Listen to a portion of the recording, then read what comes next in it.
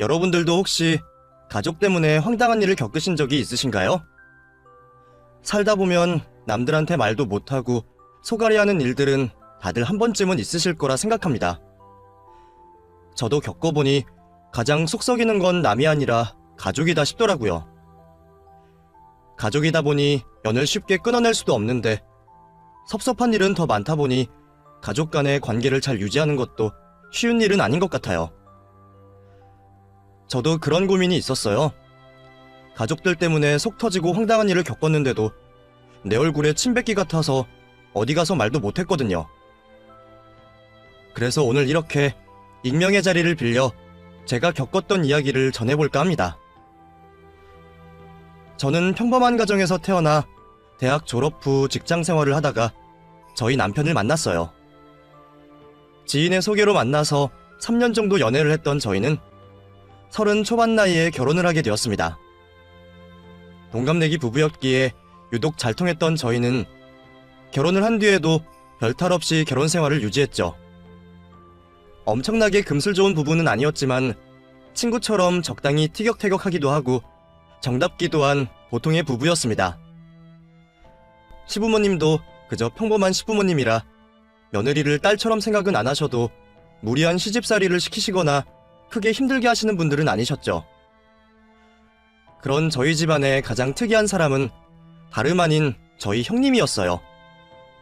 돈 많은 친정 덕분에 평생 아쉬울 것 없이 살아온 형님은 늘 여유 있었고 뭐 하나 모자란 사람이 아니었습니다. 그런 여유로움 때문이었는지 별다른 걱정 없이 살아서 그런지 성격도 조금 쿨하고 뒤끝없어 보이는 그런 스타일이었죠. 결혼할 때 아주버님 대신 집을 해오셨던 형님이라 시부모님도 그런 형님을 조금은 어려워하셨어요. 그래서 형님은 시댁에 오더라도 선 하나 까딱하는 법이 없으셨지만 그에 비해 저는 괜히 시댁이라고 시키지 않아도 눈치를 보곤 했어요.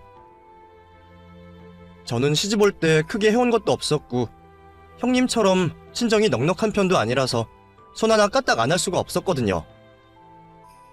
적당히 시부모님 눈치 보고 비위 맞춰드리고 며느리 노릇도 알아서 잘 해야 했죠.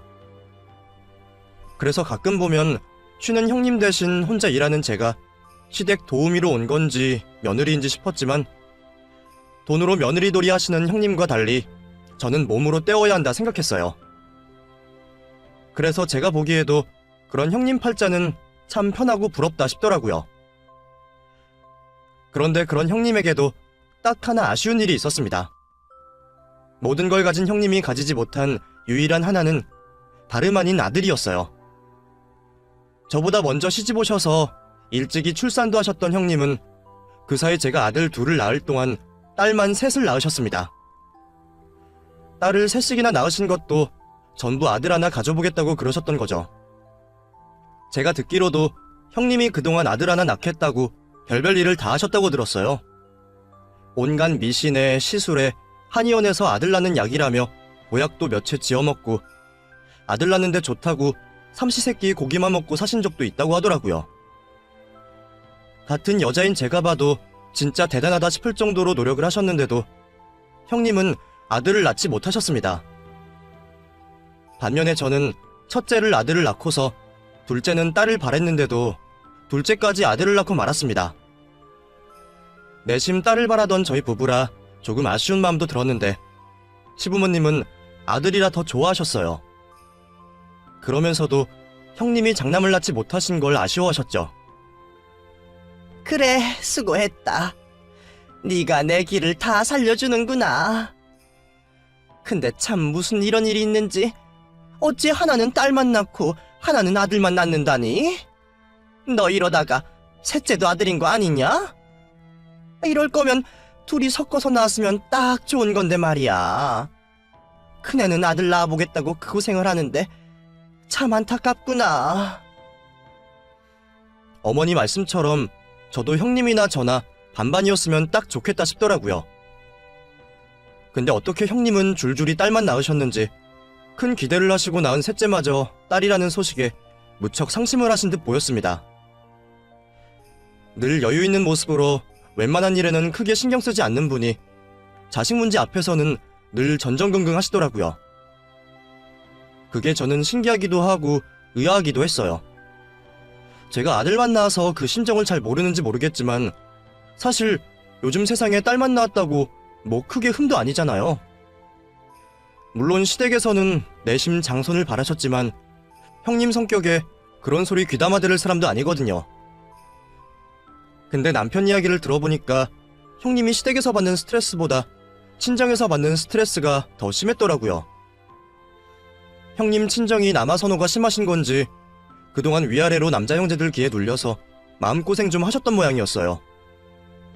게다가 딸이라고 재산 문제에도 차별을 하시면서 그마저도 아들 낳아오지 못하면 재산 물려줄 게 없다 하셨다더라고요. 저는 어른들이 친손자만 중요하게 생각하는 줄 알았더니 그런 집에서는 외손자도 중요한가 보다며 대단하다 생각했는데 형님은 그게 한이 되시는지 끝까지 아들 욕심을 버리지 못하셨어요. 그런 형님이 평범한 저를 유일하게 부러워하셨던 것도 바로 제 아들들이었죠. 딸이랑 아들은 역시 다른 것 같다면서 저희 아이들 볼 때마다 눈독 들이는 형님을 저도 모르지 않았습니다. 그런데 왜 그러는지 형님은 그게 저희 남편 덕이라며 부러워하시더라고요. 동서는 좋겠어. 남편 덕분에 아들만 낳고 우리 남편은 관상에 아들이 없다네. 이럴 줄 알았으면 결혼하기 전에 미리 알아봤어야 하는 건데 어쩜 한 배에서 나온 형제가 오늘 그렇게 나눠지고 나왔는지. 이럴 줄 알았으면 차라리 내가 서방님을 만날 걸 그랬나 봐. 네? 무슨 그런 농담을 하세요. 내 말은 동서 부럽다 이거지. 제가 아들만 낳은 게 전부 아들복 타고난 저희 남편 덕분이라며 형님은 그런 짓궂은 농담을 종종 하곤 하셨어요. 무슨 그런 소리를 하나 싶었지만 저도 그냥 농담이라 생각하고 넘겼었죠. 그러던 어느 날 형님이 저를 붙잡고 긴히 할 이야기가 있다고 하시더라고요. 늘 뭔가를 부탁하는 건 저였기에 형님 같은 사람이 나한테 달리 부탁할 게 뭐가 있을까 싶어서 그게 왠지 뿌듯하기도 하고 형님이 저한테 무슨 말씀을 하실지 무척 궁금했어요. 그렇게 형님과 따로 단둘이 만나 이야기를 나누게 된 저는 상상도 못한 이야기에 깜짝 놀라고 말았습니다. 저를 따로 보자고까지 하시고 무슨 일이세요, 형님? 내가 동서한테 긴히 부탁할 게 있어서 말이야. 부탁이요? 진짜요? 살다 보니 형님이 저한테 부탁 같은 걸 하시는 날도 오네요. 서로 돕고 사는 게 동서지간 아니겠어? 그래서 내가 부탁하면 들어는 줄 거야? 글쎄요. 제가 들어드릴 수는 있는 거예요? 형님처럼 아쉬울 거 없으신 분이 저한테 따로 부탁하실 게 뭐가 있나 싶어서요. 있지. 그러니까 동서한테 굳이 부탁을 하는 거겠지. 그리고 이건 동서밖에 못 해주는 일이야. 어때? 이 정도면 동서도 들어주고 싶은 마음이 생겨? 뭔데 그러세요? 더 궁금하게. 그럼 내가 단도직입적으로 말할게. 동서, 내가 3억 줄 테니까 서방님 좀 빌려줘. 네? 그게 무슨 말이에요? 3억이라니, 남편을 빌려달라니, 어디에요? 저희 남편을 3억이나 주고 데려다가 쓰실 일이 뭔데요? 뭐 목숨 걸 만한 일이라도 시키시려는 거예요? 설마 목숨까지 걸게 하고 겨우 3억을 주겠어? 동서, 나를 너무 몰라본다. 그런 위험한 건 아니야. 그럼 뭔데요? 3억이나 주고 시키실 일이. 내가 뭐 때문에 스트레스 받는지는 동서도 잘 알지? 그리고 내가 동서 부러워하는 것도. 나 꼭 아들 낳아야 해. 그러니까 서방님 좀 빌려줘. 얼굴색 하나 바뀌지 않고 하는 형님의 말에 저는 너무 놀라서 어버버거리며 대꾸도 제대로 하지 못했습니다. 3억이나 주면서 남편을 빌려달라 그러더니 아들을 낳기 위해 내 남편이 필요하다는 게 무슨 말인가 싶더라고요. 무슨 헛소리인가 싶었던 제 표정을 보더니 형님이 저를 이해시키기 위해 더 설명을 하셨지만 그 설명 역시 제가 받아들일 수는 없었습니다.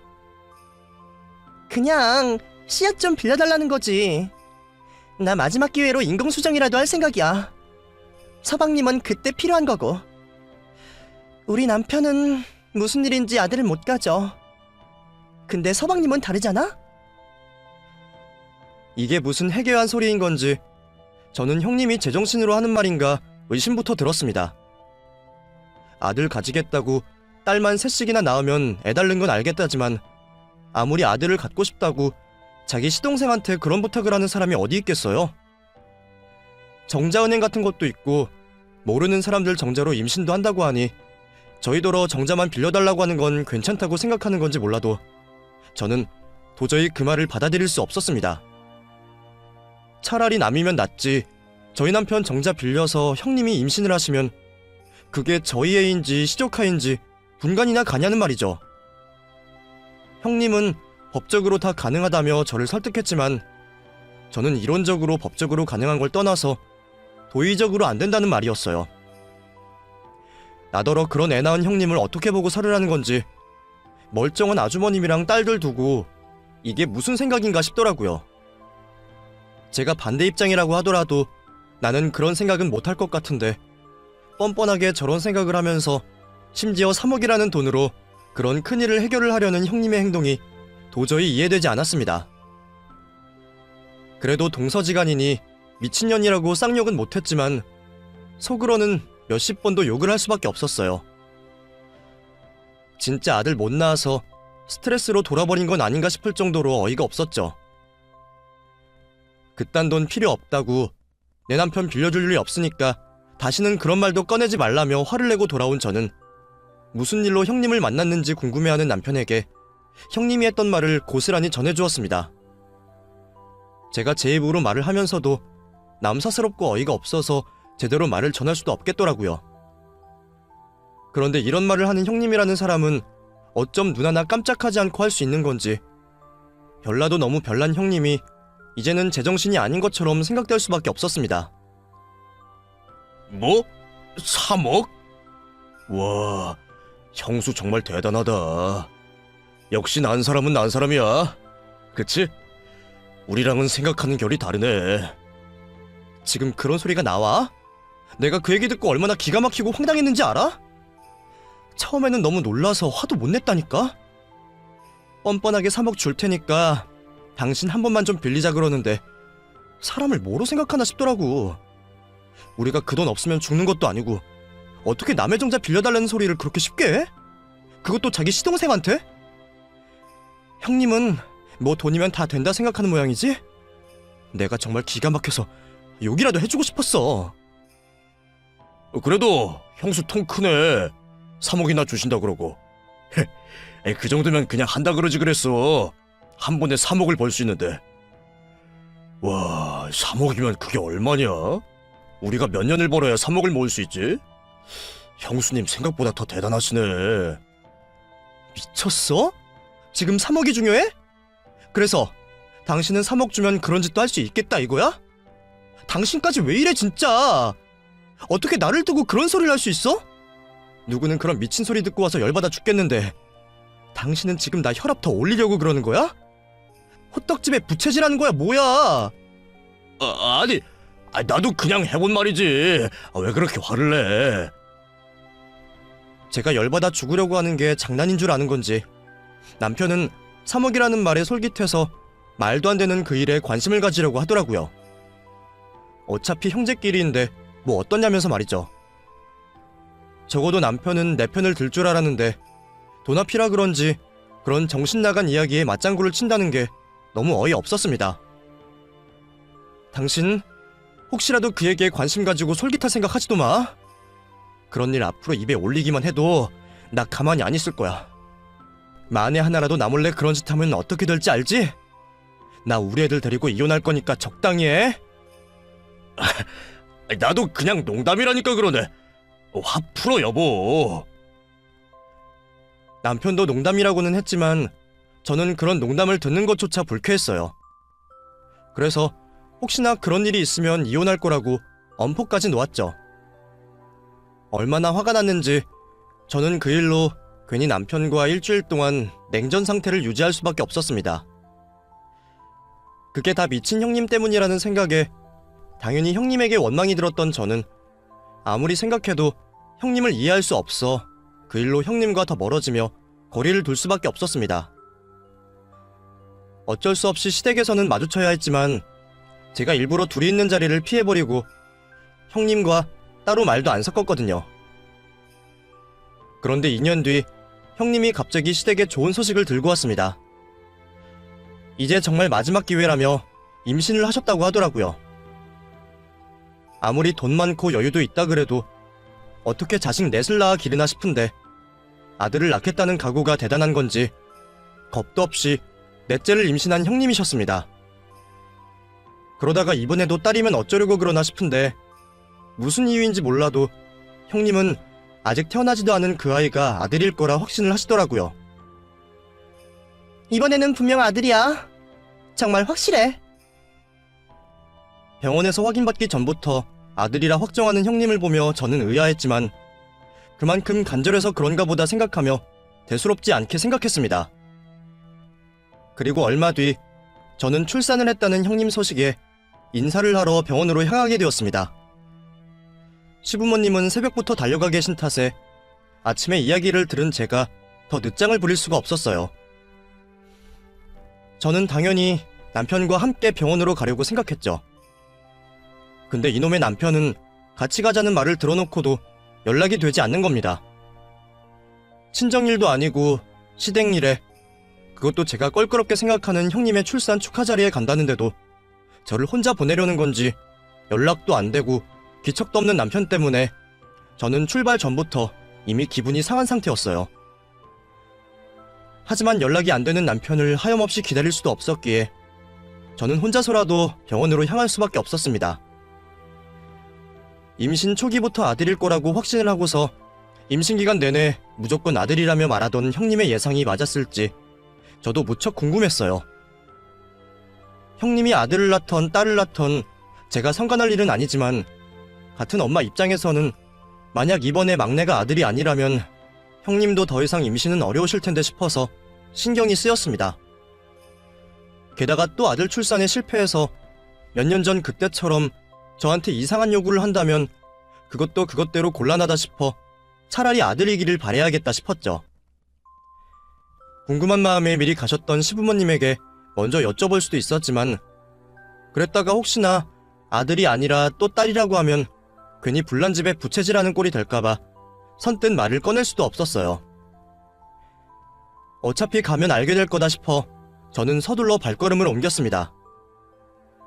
늘 고급으로만 입고 먹는 형님 취향에 맞는 선물이 뭘까 적당하게 고르다 보니 시간이 훌쩍 지났더라고요. 그러는 와중에도 여전히 전화 한 통 없는 남편 때문에 또 화가 치밀었지만 남편과 싸우는 건 집에 돌아가서 하기로 하고 오늘은 형님의 출산을 충분히 축하하려 했습니다.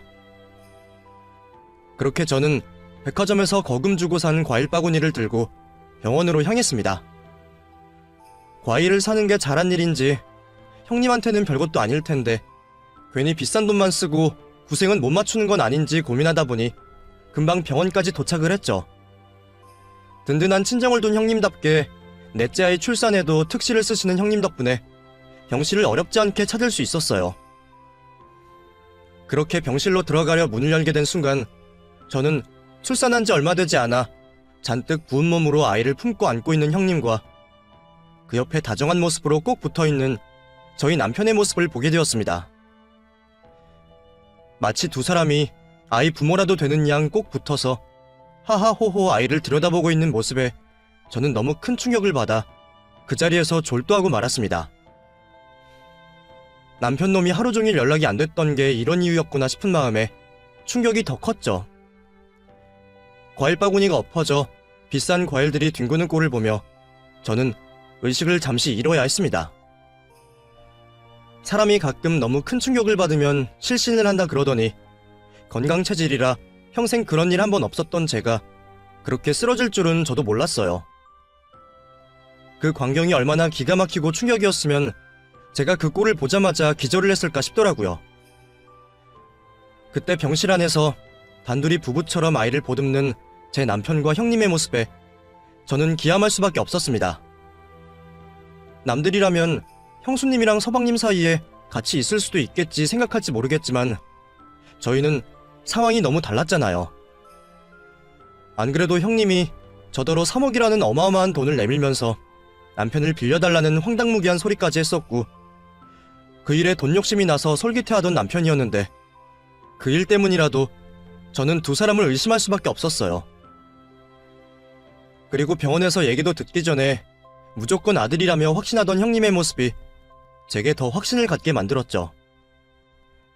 최근 몇 달 동안 일 핑계로 집에도 잘 들어오지 않고 유난히 바빠 보이던 남편의 수상한 행동부터 그날 역시 연락 없던 남편 때문이라도 저는 그 광경이 그냥 넘어가질 수가 없었습니다. 그리고 그런 걸 다 떠나서 애초에 형님이랑 저희 남편이 한 공간에 둘이 있을 수 있을 만큼 가까운 사이도 아니었어요. 평소에 가족들 모임에서도 둘이서는 말 한마디 섞지를 않고 형님이 그동안 장사하는 저희 남편 은근히 무시하고 철없는 동생처럼 생각하는 것도 다 알고 있었으니 그 둘이 다정하게 같이 있다는 건 저한테는 말이 안 되는 일이었어요. 그런데 제가 하필 그런 광경을 목격하고 말았으니 무슨 생각이 들었겠습니까? 그때 제가 기절하기 직전까지 했던 생각은 딱 하나였어요. 아, 기어이 남편 놈이 돈에 눈이 멀어 자기 씨앗을 팔았구나. 그게 아니고서는 남의 자식을 보면서 그렇게 애달고 사랑스러운 표정을 지을 수가 없는 거잖아요. 그래서 저는 놀라움인지 황당함인지 분노인지 몰라도 머리가 삐쭉 설 만큼의 충격을 받고 남의 병실 바닥에 기절할 수밖에 없었던 거죠. 그나마 병원에서 쓰러진 걸 다행이라 해야 하는지 저는 얼마 뒤 형님 병실의 간이 침대 위에서 눈을 뜰 수 있었습니다. 어지러움을 느끼며 눈을 뜬 제가 처음 발견한 건 다름 아닌 저희 남편이었어요. 여보, 정신이 들어? 나 알아보겠어? 이게 무슨 일이야 대체? 형수 병문안 와서는 당신이 쓰러지는 게 어디 있어? 내가 누구 때문에 쓰러졌는데 이제 와서 내 걱정을 한 척하는 남편의 가식적인 행동이 저는 치가 떨렸습니다. 내가 아무것도 모른다고 생각해서 이런 가식을 떠는 건지 그 뻔뻔한 연기력이 정말 배우로 당장 데뷔해도 좋겠더라고요. 덕분에 더 열이 받은 저는 혈압이 올라 또 쓰러지려 하는 걸 겨우 버텨내며 남편에게 소리를 지르려 했습니다. 그런데 그 순간 남편 너머로 저를 걱정하는 저희 남편의 얼굴이 또 보이는 게 아니겠어요? 남편이 둘이 된 상황에 저는 제가 혹시 꿈을 꾸는 건가 싶었습니다. 기절했다가 일어난 줄 알았는데 그게 아니라 아직 잠에 들어있는 건가 생각했죠. 그게 아니라면 왜 내 눈앞에 남편 놈이 둘이나 되는 건지 이해를 할 수 없었으니까요. 그래서 저는 제가 너무 큰 충격을 받아서 제정신이 아니라 생각하며 정신을 차리려고 제 뺨을 때려버렸습니다. 이게 꿈이라면 아프지도 않을 거고 꿈이 아니라면 한 대 아프게 맞고 얼른 정신을 차리고 싶었거든요. 짝 하며 제가 큰 소리 날 만큼 제 뺨을 때리자 남편이 놀라며 제 손을 막아내더군요. 당신 왜 그래? 진짜 어디 아파? 왜 갑자기 자기 얼굴을 때려? 그러지 마. 그러다가 다치겠어. 뭐야, 아프잖아. 그럼 나 지금 꿈꾸는 거 아니야? 이거 지금 현실인 거야? 무슨 말이야? 기절했다가 일어났더니 아직 정신이 없어? 여보, 정신 좀 차려봐, 어? 현실이긴 한데 내가 아직 제정신이 아닌가 보다. 나 당신이 둘로 보이네? 내가 당신 때문에 충격을 받기는 많이 받았나 봐. 어이가 없으려니까 진짜. 당신 뭔데? 뭔데 형님이랑 둘이 애 끌어안고 있었어? 그건 또 무슨 말이야? 형수님이랑 내가? 그럴 리가. 내가 기절 좀 했었다고 내가 정신까지 나가 보여서 그래? 내가 누구 때문에 쓰러진 건데? 당신 때문이잖아. 당신이랑 형님이랑 둘이 다정하게 붙어있는 꼴 보고 기가 막혀서. 이러려고 하루 종일 연락도 안 됐냐? 나 속이고 여기 와서 있었어? 왜? 네 새끼 낳은 것도 아닌데 뭐가 궁금해서 여기서 둘이 같이 있었는데. 당신 설마 그런 건 아니지? 진짜 그 3억 탐나서 그런 짓 한 거야? 그래? 여보. 왜? 내 말이 맞아서 당황스러워? 아니라고 잡아떼면 괜찮을 줄 알았어? 결국 제 의심이 맞았던 건지 남편은 따져 묻는 제 말에 대꾸도 제대로 하지 못하고 당황하고 있었습니다. 그걸 보니까 제가 예상한 게 맞았구나 확신이 들더라고요. 남편이 3억에 눈이 멀어 자기 씨를 형수한테 팔고 그 자식이 궁금해서 한달음에 달려와서 붙어 있었다는 걸 말이죠. 그렇게 생각한 저는 너무 허망하고 끔찍해서 당장이라도 눈물이 쏟아질 것 같았습니다. 아무리 돈이 아쉽다고 해도 설마 그런 짓을 할 줄은 몰랐는데 나랑 상의 한마디 없이 이런 말도 안 되는 일을 벌인 남편에게 저는 환멸이 날 지경이었어요. 그런데 그 순간 가만히 있던 형님이 제 말을 가로챘습니다. 동서, 일단 진정 좀 해봐. 나더러 지금 진정을 하라고요? 지금 제가 어떻게 진정을 할 수 있어요? 형님, 제가 절대 안 된다고 몇 번이나 얘기했죠. 아무리 아들을 갖고 싶다고 해도 어떻게 자기 시동생한테 그런 짓을 할 수 있어요? 이게 말이 된다고 생각해요? 아니, 동서가 지금 뭔가 오해하고 있는 모양인데 그런 거 아니야. 아니라고요. 그럼 갑자기 대면대면하던 시동생이랑 사이가 좋아져서 둘이 갓난쟁이 끌어안고 정답게 있었어요. 그 말을 저더러 믿으라고요? 동서, 내가 누구랑 그러고 있었다고? 내가 서방님이랑? 남편과 똑같이 저를 속여먹을 생각인 것 같은 형님 모습에 저는 기가 막히더라고요. 다들 나를 작정하고 속이려는 걸 보니 이러다가 저 혼자 정신병자가 될 게 뻔해 보였어요. 그게 너무 분하고 억울해서 고개를 들어 올리는데 정신없이 말하다 보니 남편이 또 둘러 보이는 겁니다. 아니, 지금 내가 정신이 없어서 헛것이 보이는데 여기 내 남편이 있잖아요. 아니, 근데 왜 계속 남편이 둘러 보이는 거야? 재수씨, 그거 동식이 아니고 저예요. 내가 남편을 두 명으로 착각해서 보고 있다고 생각하고 있는데 갑자기 뒤에 서 있던 남편이 저더러 재수씨라고 하는 겁니다. 그 말에 저는 내가 헛것을 보고 있는 건 아니구나 싶었어요. 그런데 생각해보니 그 말이 더 어이가 없더라고요. 아주버님이 왜 저희 남편이랑 똑같이 생긴 건지 이게 무슨 상황인가 싶었죠. 아주버님? 동서, 나랑 같이 있던 사람 우리 남편이었어. 아까 동서가 병실 문 열고 들어왔을 때도 나랑 남편이랑 둘이 있었는데 동서가 갑자기 들어오자마자 피칸이 쓰러지더라고. 아무래도 동서가 우리 남편 보고 놀란 모양인데 우리도 얼마나 놀랐는지 몰라. 남편... 그럼 진짜 저희 남편 똑 닮은 저 사람이 아주버님이시라고요? 어떡해요? 둘이 형제라고는 하지만 평소에는 스타일이 너무 달라서 그렇게 닮은 줄도 모르고 살았는데 지금은 무슨 쌍둥이를 붙여놓은 것처럼 똑 닮은 두 사람의 모습에 저는 기가 막혔습니다. 그나마 그게 남편이 아닌 아주버님이었다고 해서 다행이라 생각하면서도 아주버님의 바뀐 모습에 저는 또 다른 충격을 받을 수밖에 없었어요.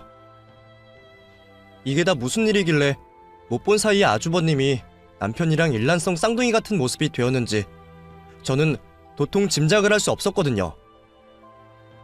그래도 다행히 저 혼자만 모르고 있던 건 아니었는지 남편도 자신을 닮은 형의 모습에 당황스러워하고 있었습니다. 그러게, 이게 대체 무슨 일이야? 형, 살이라도 뺐어? 뭘 어쨌길래 갑자기 나랑 얼굴이 똑같아진 거야? 나도 진짜 귀신 보는 줄 알고 깜짝 놀랐잖아. 나도 이렇게 놀랐는데 이 사람은 어떻겠어? 여보, 많이 놀랐지? 당신도 진짜 몰랐던 거야? 그럼 여태 어디 있다가 온 거야? 일이 좀 바빠서 시간을 못 보고 있다가 부랴부랴 달려왔지. 당신이 전화 안 받길래 먼저 갔구나 싶어서 병원으로 왔더니 당신이 이렇게 누워있고 애 낳은 형수님은 되려 당신 걱정하고 있잖아. 나도 쓰러진 당신 때문에 놀라서 형 얼굴 볼 수도 없었네. 아무튼 형, 말 좀 해봐. 그게...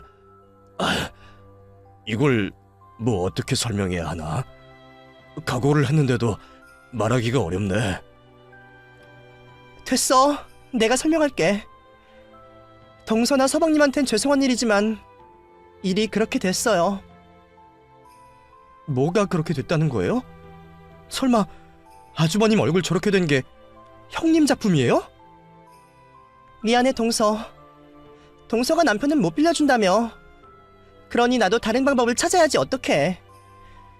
서방님 얼굴이 아들복 많은 관상이라니까 씨앗 대신 얼굴 좀 빌렸어. 뭐라고요? 얼굴을 빌려요? 그럼 정말 사진이라도 들고 가서 아주버님 얼굴을 저희 남편 얼굴처럼 성형이라도 했다는 거예요? 남편 빌려달라는 말까지 들었으니 더 놀랄 일은 없을 거라 생각했는데 형님은 언제나 제 예상을 뛰어넘는 사람이었습니다. 제가 남편을 못 빌려준다 그래서 도리가 없었다면서 아들복 많은 저희 남편 얼굴대로 자기 남편 얼굴 관상을 바꿨답니다. 그렇게라도 하면 아들을 꼭 낳을 수 있을 것 같았다는 거예요. 그제서야 저는 임신 기간 동안 아이의 성별을 확신하며 자신만만했던 형님의 태도를 이해할 수 있었어요. 제 입장에서는 아무리 그래도 그런 미신 가지고 도박을 하나 싶은데 형님 입장에서는 그게 미신이 아니라 확신이 되었던 모양입니다. 하기사 애초에 제가 아들만 낳은 건 남편 덕이고 자기가 딸만 낳은 건 아주버님 탓이라며 둘이 한 뱃속에서 나온 자식인데 저희 남편만 아들 가질 복을 타고난 거라고 생각해서 남편까지 빌려달라 했던 형님이었으니 그런 사주팔자도 철석같이 믿었을지도 모르죠. 어쩌면 그동안 너무 오랫동안 고생을 하는 바람에 그런 거라도 붙잡지 않으면 못 견뎠던 건지도 모르겠습니다. 그래도 저는 무슨 이런 일이 있나 싶어 기가 막히기만 한데 형님은 정말 그 덕분에 아들을 낳았다고 생각하는지 다 그 덕분이라며 만족을 하고 계셨어요. 미리 말 못해서 미안해, 동서. 근데 미리 말했으면 동서가 허락했겠어? 우리 딴에도 어쩔 수가 없었어. 그래도 덕분에 아들 낳았잖아. 어느 정도는 동서랑 서방님 덕분인 거지. 동서도 드디어 아들 조카 봐서 좋지 않아?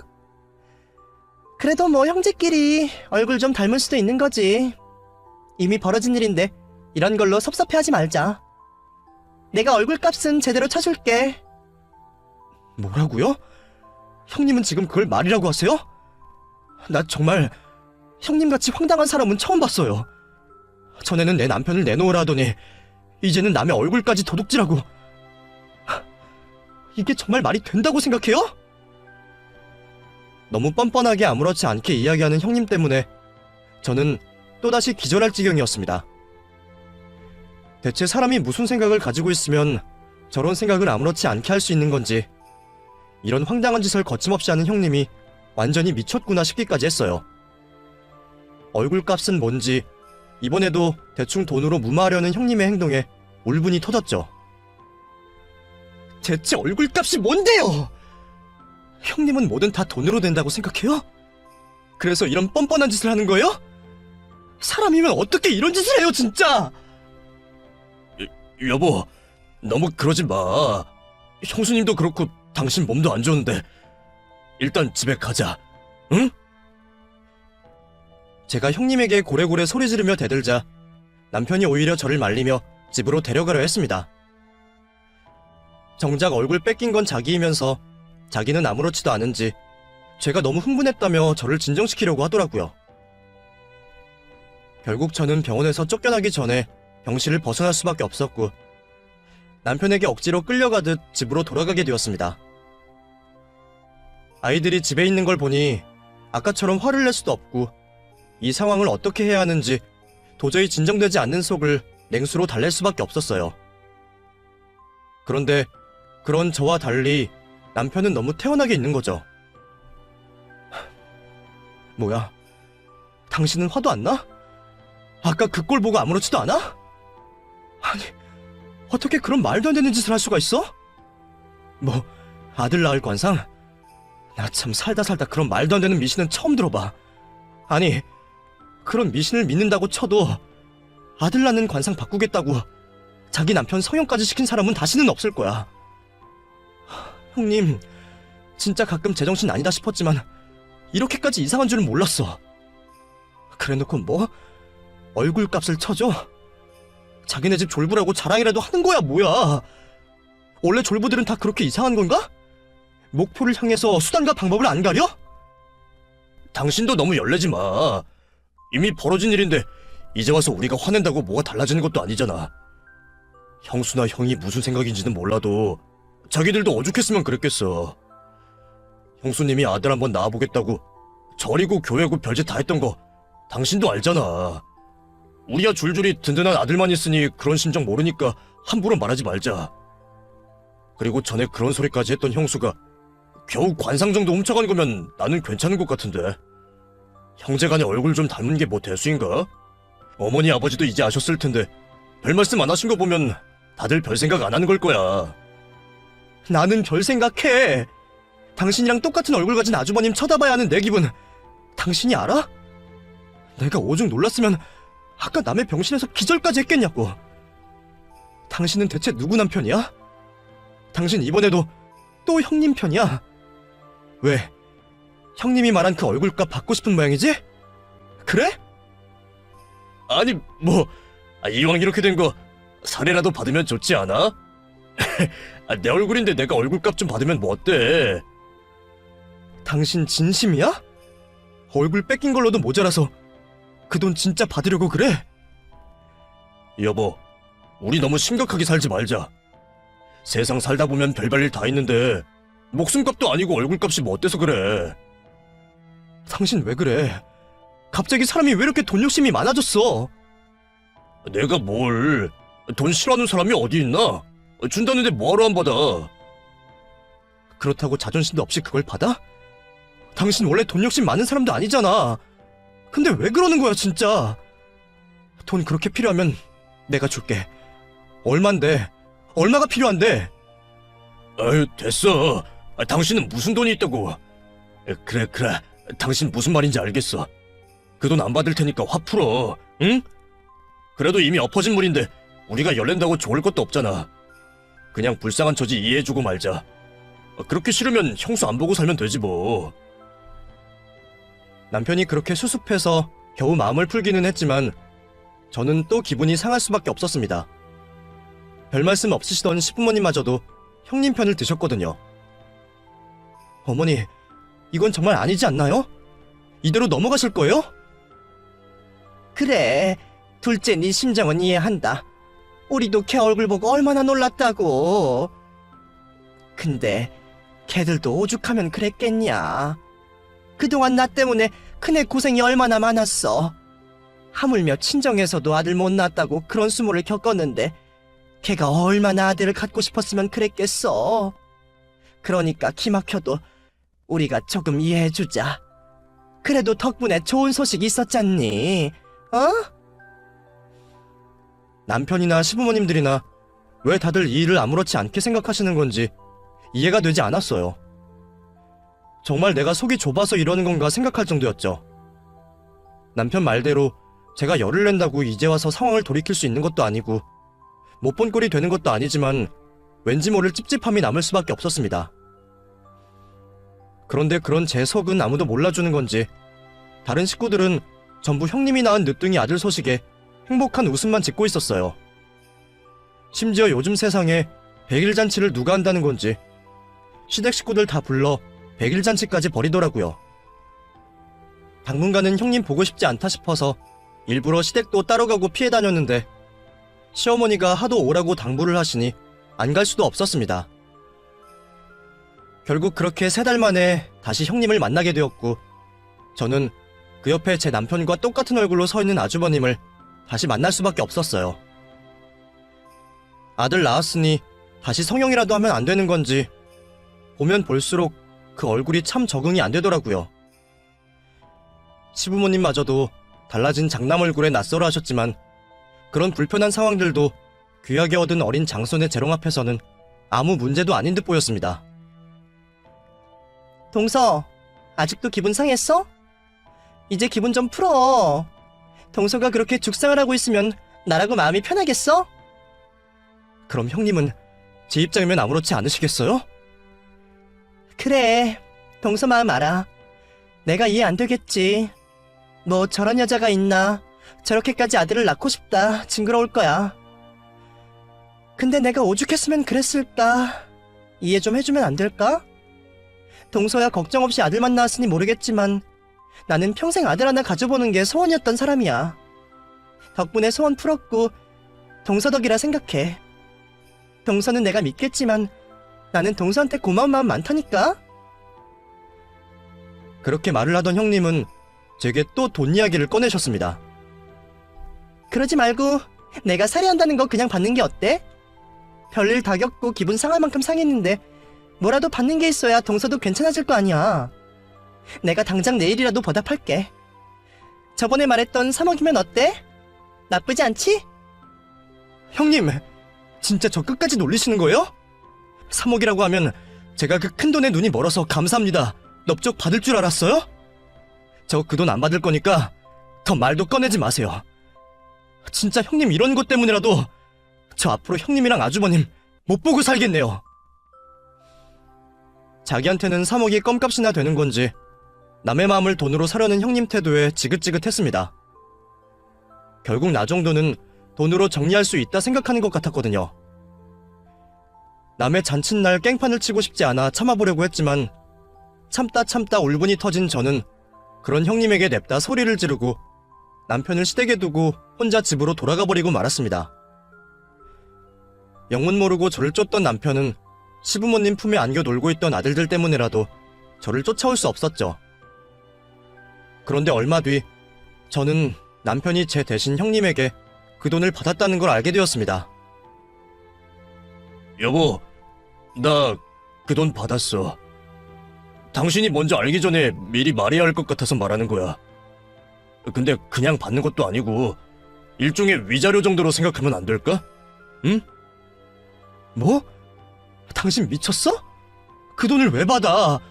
진짜 당신 왜 그러는 건데? 나한테 뭐 억하심정이니 다들?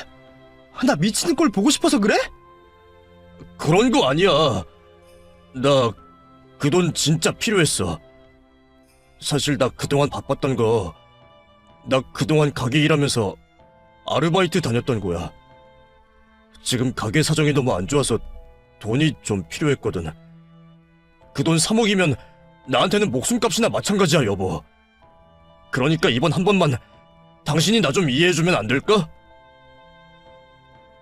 저는 전혀 모르고 있었던 남편의 얘기에 갑자기 말문이 막혔습니다. 그동안 집에 꼬박꼬박 생활비 가져다주고 별 걱정 없이 놀러다니기에 별일 없는 줄 알았더니 그게 아니라 여태껏 가게일 하랴 아르바이트 하랴 밤낮 없이 혼자 고생을 하고 다녔다는 거예요. 제가 걱정할까봐 그런 사실을 숨기고 혼자 고생을 자처했다는 남편의 말에 저는 더 이상 화를 낼 수가 없었습니다. 다른 것도 아니고 가게 사정 때문에 돈이 필요하다는데 그 돈 벌어줄 수도 없는 제가 남편을 나무랄 수 없었죠. 결국 남편의 사정을 알게 된 저는 어쩔 수 없이 형님 돈을 받기로 했습니다. 이렇게 되면 내가 그 돈 받고 형님네를 용서를 해야 하나 싶어서 찝찝했지만 안 받는다고 달라질 사정도 아니었기에 남편 말대로 좋은 게 좋은 거라 생각하면서 긍정적으로 생각하려 했습니다. 그리고 다행인지 불행인지 남편한테 다른 소식도 전해 들었어요. 그리고 형 얼굴 다 갈아엎은 것도 아니야. 쌍꺼풀은 하기는 했는데 코랑 이마는 필러 맞았고 이마랑 턱에 보톡스 맞은 거 말고는 뭐 별것도 없대. 들어보니까 그런 거는 시간 지나면 다 빠진다며.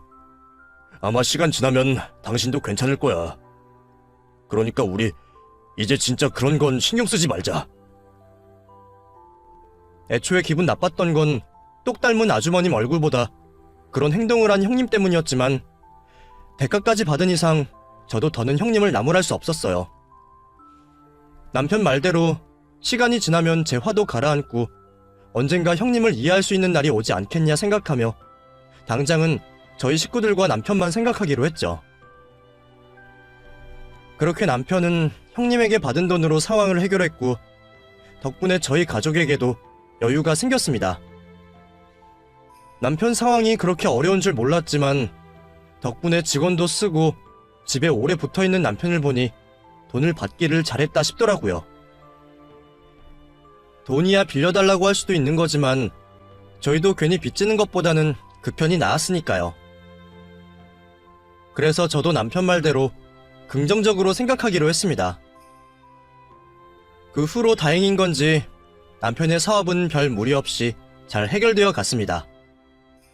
물론 한동안 형님과 아주버님 보는 일은 여전히 껄끄러웠지만 1, 2년쯤 지나니 전보다는 낫더라고요. 마음을 내려놓아서 그런지 이해해보려고 노력을 한 덕분인지 이제는 형님이 왜 그렇게까지 했었을까 조금은 이해할 수 있을 것 같았습니다. 생각해보면 형님도 아주 나쁜 마음을 먹고 그런 건 아닐 거라 생각해요.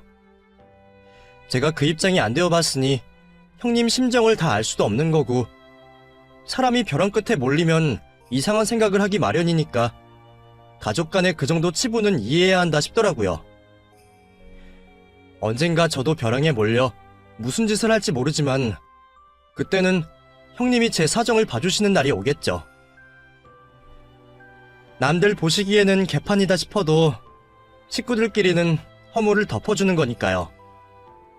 그래서 저도 그렇게 생각하며 살기로 마음먹었습니다.